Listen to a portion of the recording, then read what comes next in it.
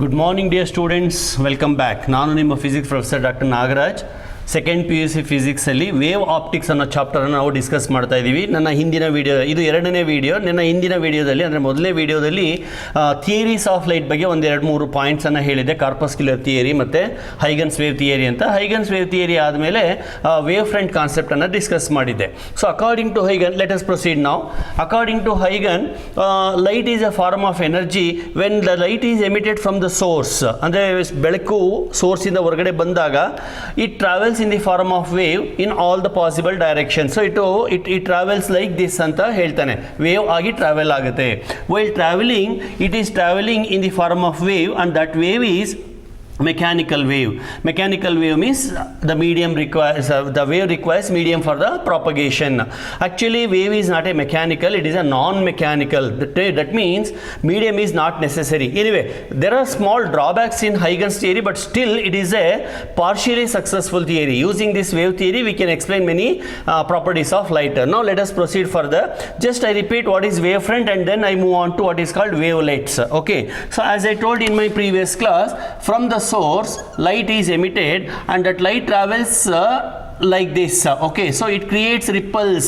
So when you drop stone on the calm surface of water, you get circular pattern, that is called ripples. ನೀರಿನ ಮೇಲೆ ಒಂದು ಕಲ್ಲನ್ನು ಎತ್ತು ಹಾಕಿದಾಗ ring farm ಆಗುತ್ತೆ. ಒಂದೊಂದಾಗಿ ಕಲ್ಲುಗಳನ್ನು ಎತ್ತು ಹಾಕ್ತಾನೆ ಇತ್ತು ಅಂದರೆ ಆವಾಗ ಏನಾಗುತ್ತೆ, ಸೀರೀಸ್ ಆಫ್ ರಿಪ್ಪಲ್ಸ್ ಫಾರಮ್ ಆಗ್ತಾ ಹೋಗುತ್ತೆ.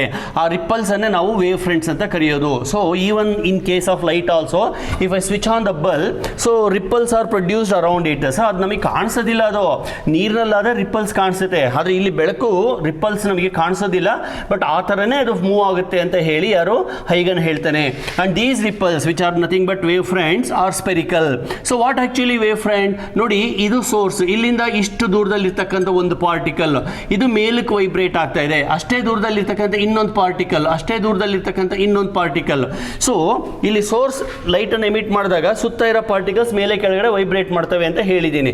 ಸೊ ಎಲ್ಲ ಪಾರ್ಟಿಕಲ್ಸ್ ಮೇಲಕ್ಕೆ ಹೋಗ್ತವೆ, ನೆಕ್ಸ್ಟ್ ವೆರಿ ಮೂಮೆಂಟ್ ಎಲ್ಲ ಪಾರ್ಟಿಕಲ್ಸ್ ಕೆಳಗಡೆ ಬರ್ತವೆ. So all the particles which are vibrating in phase, all the particles which are vibrating in phase, so if I join them, that locus is known as wavefront.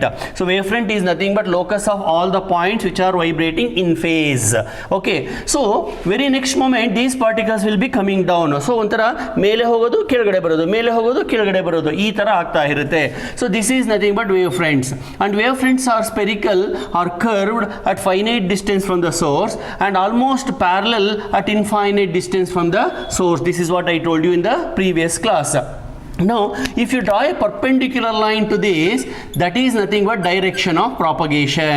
So perpendicular drawn to the wavefront is nothing but direction of propagation. And from wavefront to wavefront there is a gap. This is nothing but distance between the two wavefronts. Remember, each wavefront travels with a velocity that is nothing but c, that is 3 into 10 to the power of 8 meter per second. Okay, so this is wavefront, this is wavefront, this is wavefront. So from here to here it will travel this much of distance.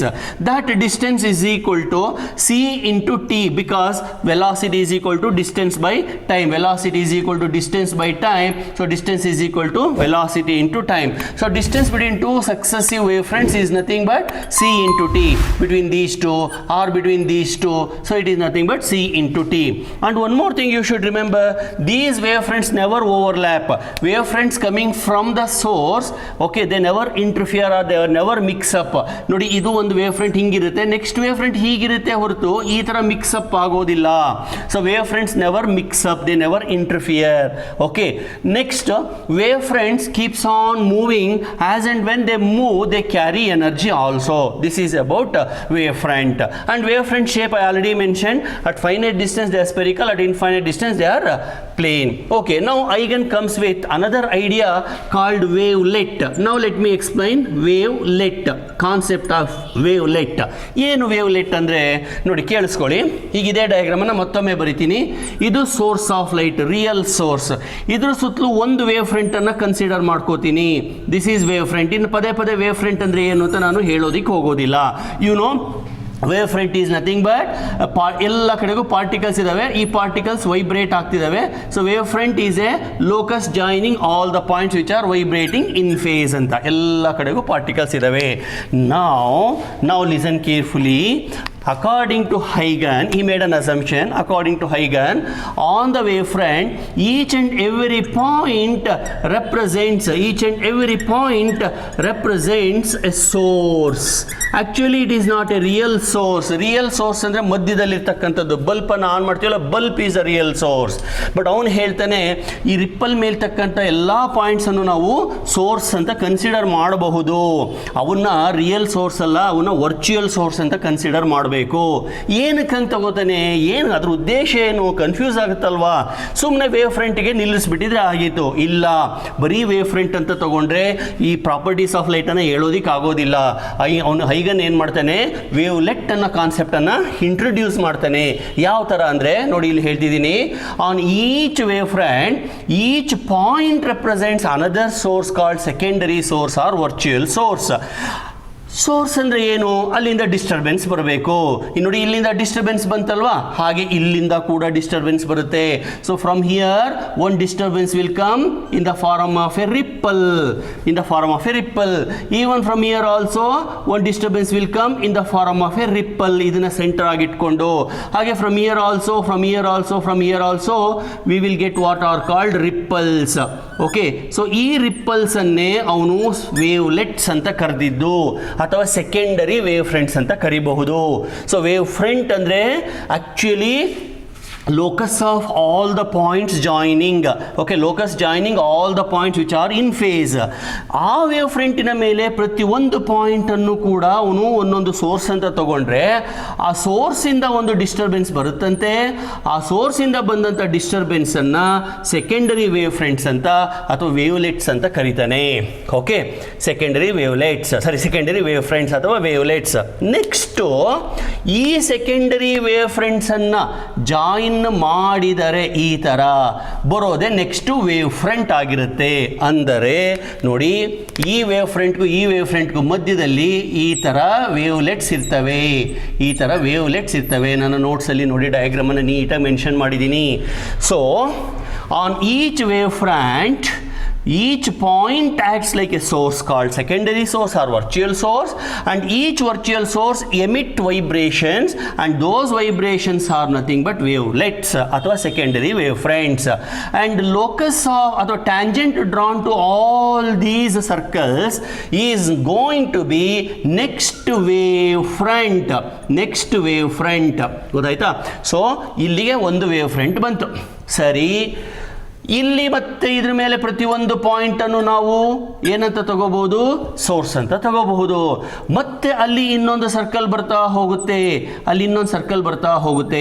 ಆ ಸರ್ಕಲ್ಗಳನ್ನೆಲ್ಲ ಮತ್ತೆ join ಮಾಡಿದ್ರೆ next wave front ಬರುತ್ತೆ. ನೋಡಿ, first wave front ಇಂದ second ಇಂದ third, ಅಂದ್ರೆ ಇಲ್ಲಿ ಮತ್ತೆ ಸರ್ಕಲ್ಗಳನ್ನು ನಾವು ಹಾಕುತ್ತಾ ಹೋಗ್ತೀವಿ.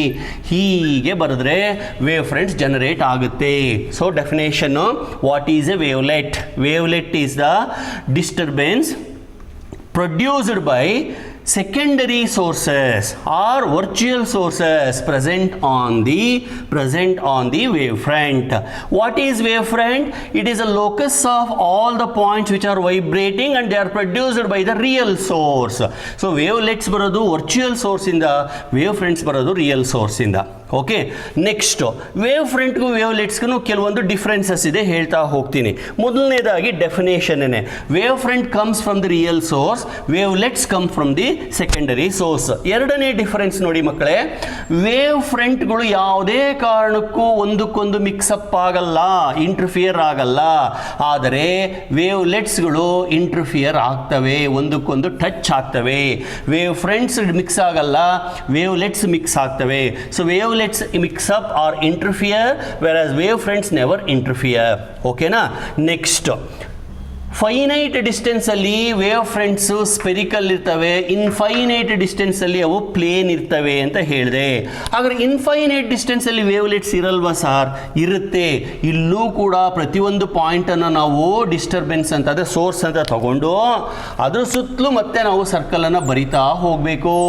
ಸರ್ಕಲನ್ನು ಬರಿತಾ ಹೋದರೆ ಓಕೆ, ಹೀಗೆ ಬರಿತಾ ಹೋದರೆ ಸೆಂಟ್ರಿಗೆ ಬರಬೇಕು, ಈಗ ಬರಿತಾ ಹೋದರೆ ಮತ್ತೆ ಇದನ್ನು ಜಾಯಿನ್ ಮಾಡೋದು ವೇವ್ ಫ್ರಂಟೇ ಆಗಿರುತ್ತೆ. ನೋಡಿ, ಫೈನೈಟ್ ಡಿಸ್ಟೆನ್ಸ್ ಆಗಲಿ ಇನ್ಫೈನೈಟ್ ಡಿಸ್ಟೆನ್ಸ್ ಆಗಲಿ ವೇವ್ಲೆಟ್ಸ್ ಸರ್ಕ್ಯುಲರ್ ಆಗೇ ಇರ್ತವೆ. ಫೈನೈಟ್ ಡಿಸ್ಟೆನ್ಸಲ್ಲೂ ಸರ್ಕಲ್ಲೇ, ಇನ್ಫೈನೈಟ್ ಡಿಸ್ಟೆನ್ಸಲ್ಲೂ ಸರ್ಕಲ್ಲೇ. ಆದರೆ ವೇವ್ ಫ್ರಂಟ್ಸ್ ಮಾತ್ರ ಫೈನೈಟಲ್ಲಿ ಸ್ಪೆರಿಕಲ್ಲು, ಇನ್ಫೈನೈಟಲ್ಲಿ ಪ್ಲೇನ್ ಇರುತ್ತೆ. ಗೊತ್ತಾಗ್ತಾ ಇದೆಯಾ? So wave fronts are plane at infinite distance, spherical at finite distance, whereas wavelets are spherical but both the places, whereas finite distance spherical, infinite distance spherical. ಇದು ವೇವ್ಲೆಟ್ಟಿನ concept. ಓಕೆನಾ? So ವೇವ್ಲೆಟ್ಸ್ಗೂ wave ಫ್ರಂಟ್ಗೂ difference ಗೊತ್ತಾಯಿತು. Wave front is the disturbance produced by the real source, wavelet is the disturbance produced by the virtual source. ವೇವ್ಲೆಟ್ಸ್ from the same wave front they can interfere, whereas wave fronts from the same source they never interfere. Wavelets are always spherical, whereas wave fronts are spherical at finite distance and plane at infinite distance. ಇಷ್ಟು ಹೇಳಿದ ಮೇಲೆ ಈಗ ನಾವು ಮತ್ತೆ Huygens ಥಿಯರಿಗೆ ವಾಪಸ್ ಬರೋಣ. ಮಕ್ಕಳೇ, Huygens ಥಿಯರಿಯನ್ನು ಉಪಯೋಗಿಸ್ಕೊಂಡು ರಿಫ್ಲೆಕ್ಷನ್ನ, ರಿಫ್ರಾಕ್ಷನನ್ನು ಮತ್ತು ಇಂಟರ್ಫರೆನ್ಸನ್ನು, ಡಿಫ್ರಾಕ್ಷನನ್ನು ಎಲ್ಲ ಪ್ರಾಪರ್ಟೀಸ್ಗಳನ್ನು ನಾವು ಎಕ್ಸ್ಪ್ಲೈನ್ ಮಾಡ್ಬೋದು. ಅದಕ್ಕೇ ನೋಡಿ ಇದನ್ನು ಸಕ್ಸಸ್ಫುಲ್ ಥಿಯರಿ ಅಂತ ಕರೆದಿರೋದು. ಸೊ ನಾವು I will take up the concept of refraction. Okay, I will try to explain the concept of refraction using Huygens wave theory. Are you ready? I hope now you are comfortable with the concept of wave front and wavelet. Okay, ಆಮೇಲೆ ವೇವ್ಲೆಟ್ಟಿನ radius ಎಷ್ಟಿರುತ್ತೆ ಗೊತ್ತಾ? ನೋಡಿ ಇವಾಗ ಇದು ಒಂದು ತಗೊಳ್ಳೋಣ, ಒಂದು ವೇವ್ ಫ್ರಂಟ್, ಇನ್ನೊಂದು ವೇವ್ ಫ್ರಂಟ್, ಇಲ್ಲಿ ಒಂದು ಸೋರ್ಸ್, ಸೆಕೆಂಡರಿ ಸೋರ್ಸ್ ಇದೆ. ಓಕೆ, ಸೊ ಇಷ್ಟು ದೊಡ್ಡದಾಗಿರುತ್ತೆ ಯಾವುದು? ವೇವ್ಲೆಟ್. ಹಾಗಾದ್ರೆ ಇದು ರೇಡಿಯಸ್ ಆಗಬೇಕಲ್ವಾ? Correct sir. ಇದು ರೇಡಿಯಸ್ ಆಗಬೇಕಾದ್ರೆ ಅದೇನು ಹೇಳಿ ನೋಡೋಣ? Yes, it is nothing but C T. ಕೇಳಬಹುದು, wavelet radius of the wavelet, each wavelet radius is ct, where c is speed of light, t is the time taken. Okay, well, ಇಷ್ಟು ಹೇಳಿದ ಮೇಲೆ now I will move on to refraction of light. ಮೊದಲನೇದಾಗಿ refraction ಬಗ್ಗೆ ಒಂದು ಚೂರು ಹೇಳ್ಬಿಡ್ತೀನಿ. Refraction, reflection ಇವೆಲ್ಲ ಆಗಲೇ ಹೈಸ್ಕೂಲಲ್ಲೂ ಓದಿದ್ದೀರಾ, ಜೊಮೆಟ್ರಿಕಲ್ ಆಪ್ಟಿಕ್ಸಲ್ಲೂ ಓದಿದ್ದೀರಾ. ರಿಫ್ರಾಕ್ಷನ್ ಅಂದರೆ ಏನು? When ever light travels from one medium to another medium, it will deviate from its path. Either it deviates away from the path or deviates towards away from the normal or towards the normal. It all depends upon from which medium to which medium it is traveling. Sadyake I take light traveling from rarer medium to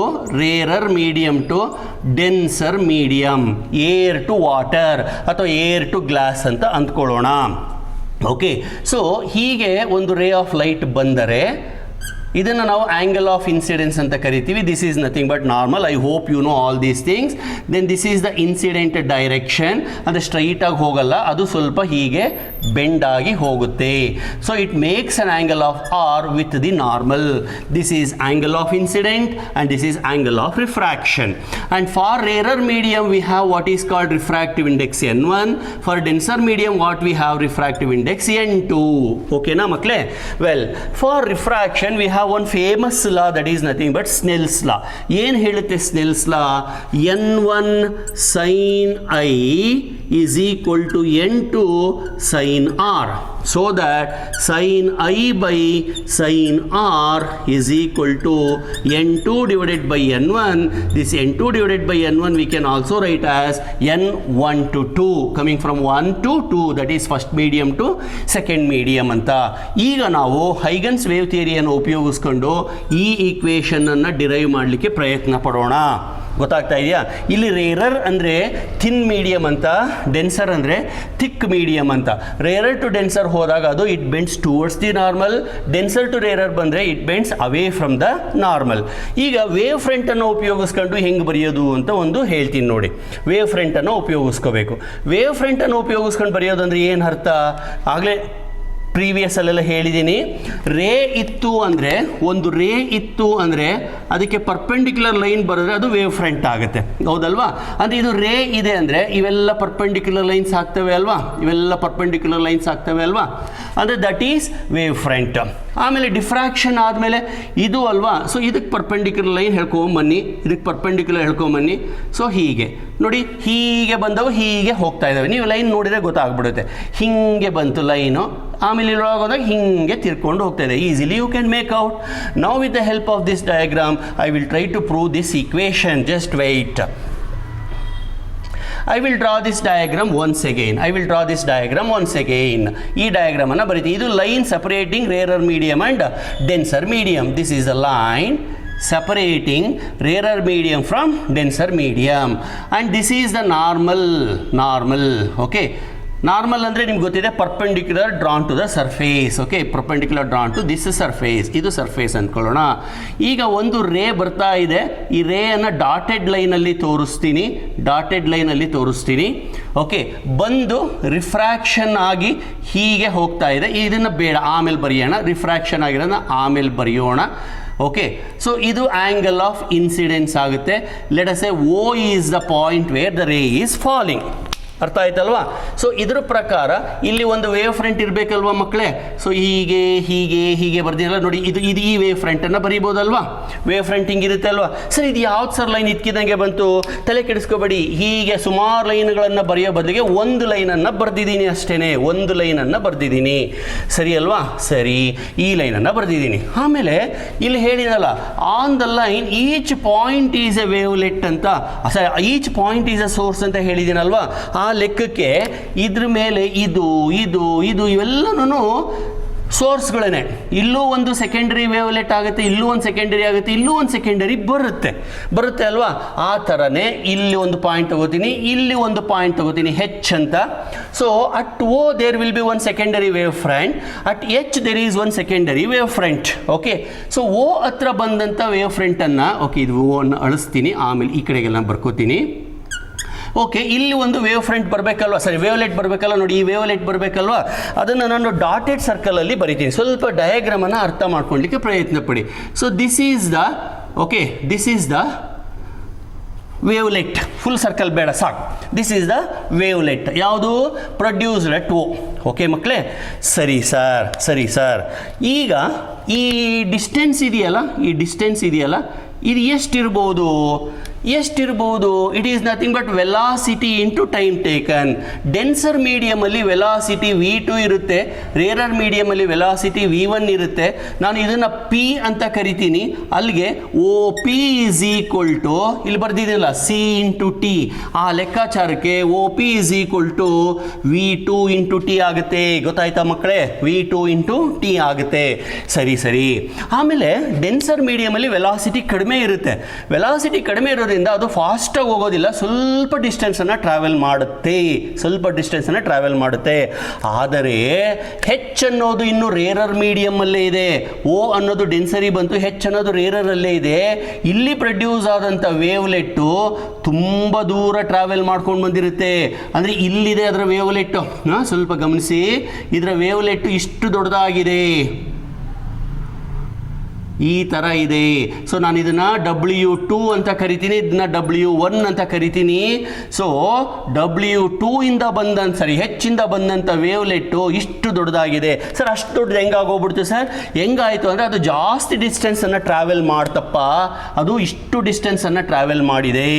ಇದನ್ನು ನಾನು E ಅಂತ ಕರಿತೀನಿ. ಅಲ್ಲಿಗೆ HE ಏನಂತ ಬರಿತೀರಾ ಮಕ್ಕಳೇ? It is V1 into T sir, ಅಷ್ಟೇ, V1 into T. ಗೊತ್ತಾಗ್ತಾ ಇದೆಯಾ? Okay, let me proceed further. If this is I, this angle is also I. Careful ಆಗಿ ಗಮನಿಸಿ. ಆಮೇಲೆ ಈಗ ಇದು ಹೀಗೆ ಹೋಗುತ್ತೆ, ರಿಫ್ರಾಕ್ಷನ್ ಆಗಿ ಹೀಗೆ ಹೋಗುತ್ತೆ. If this is R, okay, if this is R, I will write.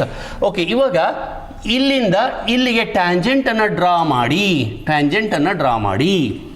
ಯಾಕೆ ಸರ್, ಯಾಕೆ ಟ್ಯಾಂಜೆಂಟನ್ನು ಡ್ರಾ ಮಾಡಬೇಕು? ನೋಡಿ, ಇಲ್ಲಿಂದ ಇಲ್ಲಿಗೆ ಟ್ಯಾಂಜೆಂಟನ್ನು ಡ್ರಾ ಮಾಡಿದರೆ ಏನು ಬರುತ್ತೆ? ವೇವ್ ಫ್ರಂಟ್ ಬರುತ್ತೆ. ಅಂದರೆ ಇಲ್ಲಿಂದ ಇಲ್ಲಿಗೆ ಟ್ಯಾಂಜೆಂಟನ್ನು ಡ್ರಾ ಮಾಡಿದರೆ ವೇವ್ ಫ್ರಂಟ್ ಬಂತು. ಅಂದರೆ ಹೀಗೆ ಹೋಗ್ತಿದ್ದಂಥ ವೇವ್ ಫ್ರಂಟು ಹೀಗೆ ಬೆಂಡ್ ಆಯಿತು. ಯಾವ ಕಡೆಗೆ? ನಾರ್ಮಲ್ ಕಡೆಗೆ ಬೆಂಡ್ ಆಯಿತು. ಗೊತ್ತಾಗ್ತಾ ಇದೆಯಾ? ಸ್ವಲ್ಪ ಗಮನಿಸಿ. ಹೀಗೆ ಹೋಗ್ತಿದ್ದಂಥ ವೇವ್ ಫ್ರಂಟು ಒಳಗಡೆ ಬಂದಾಗ ಹೀಗೆ ಇಲ್ಲ, ಸ್ವಲ್ಪ ಹಿಂಗೆ ಬೆಂಡ್ ಆಗಿದೆ. ಅಂದರೆ it is bending towards the normal. Okay, ಇಲ್ಲ ಅಂತಂದಿದ್ರೆ ಹೀಗೆ ಇದಕ್ಕೆ ಪ್ಯಾರಲಲ್ ಆಗೇ ಬಂದಿರೋ, ಇದಕ್ಕೆ ಪ್ಯಾರಲಲ್ ಆಗೇ ಬಂದಿರೋದು, ಈ ಥರ ಪ್ಯಾರಲಲ್ ಆಗಿರೋದು. ಪ್ಯಾರಲಲ್ ಕಾಣಿಸ್ತಾ ಇಲ್ಲ ನಮಗೆ, ಹೌದಲ್ವಾ? ಓಕೆ ಸರ್, ನಾವು if this is r, okay, if this is r then this is also r. ಹೆಂಗೆ ಸರ್? ನೋಡಿ, ಈ ಡಯಾಗ್ರಾಮನ್ನು ಗಮನಿಸಿ. ಇಲ್ಲಿ ಮತ್ತೆ ಈ ಪೋರ್ಷನನ್ನು ಮತ್ತೆ ಬರಿತೀನಿ.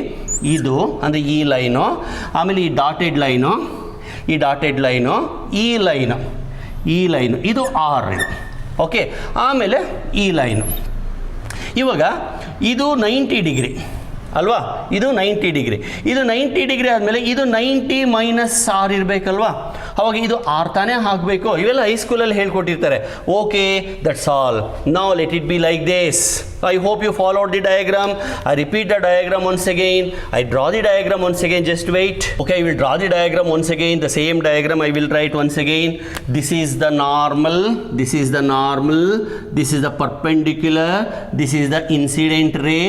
And this is the incident angle. This is the refracted ray. This is the angle of refraction. Okay, and this is one wave front. ಈ ಥರ ವೇವ್ ಫ್ರಂಟ್ಸ್ ಭಾಳಷ್ಟು ಬರ್ತಾ ಇದ್ವು. ಅದರಲ್ಲಿ ಒಂದು ವೇವ್ ಫ್ರಂಟನ್ನು ತೊಗೊಂಡಿದ್ದೀನಿ. I call it as OH. OH is the wave front. At O I have a secondary wave front that is traveling like this. Okay, it is traveling like this, so this much distance it will travel. At H I have one more, it is traveling this much distance. Okay, this much distance. Now I have secondary wavefront here, secondary wavefront here. I join these two, that is going to be the wavefront in the denser medium. So ಹಿಂಗಿದ್ದಂಥ wave front ಹಿಂಗೆ bend ಆಯಿತು. ಅದನ್ನು ನಾನು ವೇವ್ಲೆಟ್ಗಳನ್ನು ತೊಗೊಂಡು ತೋರಿಸಿದ್ದೀನಿ. Okay, ಇಲ್ಲಿಗೆ ಬರೋಣ ಮತ್ತೆ. Please follow carefully. In the triangle OHE, in the triangle OHE, sin of OHE, sin of I is equal to opposite side divided by hypotenuse side.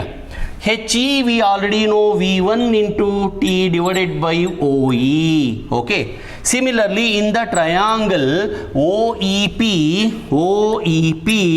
sin R is equal, diagram artha agbitre derivation simple. Sin R is equal to opposite side OP divided by hypotenuse side OE, that is equal to V2 into T divided by OE.